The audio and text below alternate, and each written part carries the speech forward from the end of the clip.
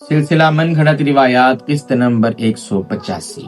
حضرت معمر ایک تابعی ہے، یہ فرماتے ہیں ہم حضرت انس رضی اللہ تعالیٰ عنہ کے خدمت میں حاضر ہوئے تو آپ نے اپنی باندی سے کہا کہ دسترخوان لگاؤ، کھانا کھائیں۔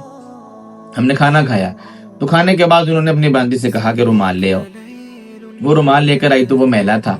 انہوں نے کہا تندور جلاؤ، باندی نے تندور میں آگ لگائی تو انہوں نے اس رومال کو اس تندور میں ڈال دیا اور جو کچھ دیر کے بعد اس کو باہر نکالا تو وہ بالکل صاف ستھرا اجلا ہوا رومال تھا۔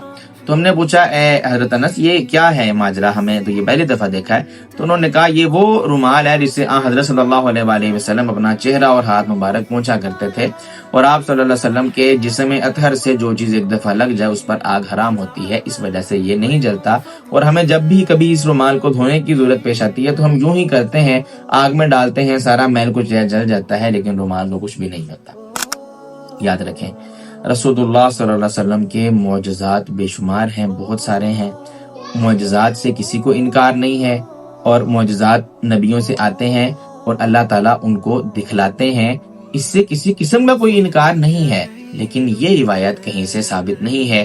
جو ثابت شدہ معجزات ہیں، ثابت شدہ روایات ہیں، ان کو بیان کرنا چاہیے، وہی صحیح علم ہے، صحیح احادیث ہیں، صحیح روایات ہیں، لیکن جن میں شک شبہ ہو، انتہا درجے کی ضعیف ہوں، منکر ہوں یا موضوع ہوں، ان کو بیان کرنے سے بچنا چاہیے۔ لہٰذا یہ روایت بھی کہیں سے ثابت نہیں ہے، اس لیے اس کو بیان کرنا، حدیث سمجھ کر بیان کرنا جائز اور درست نہیں ہے۔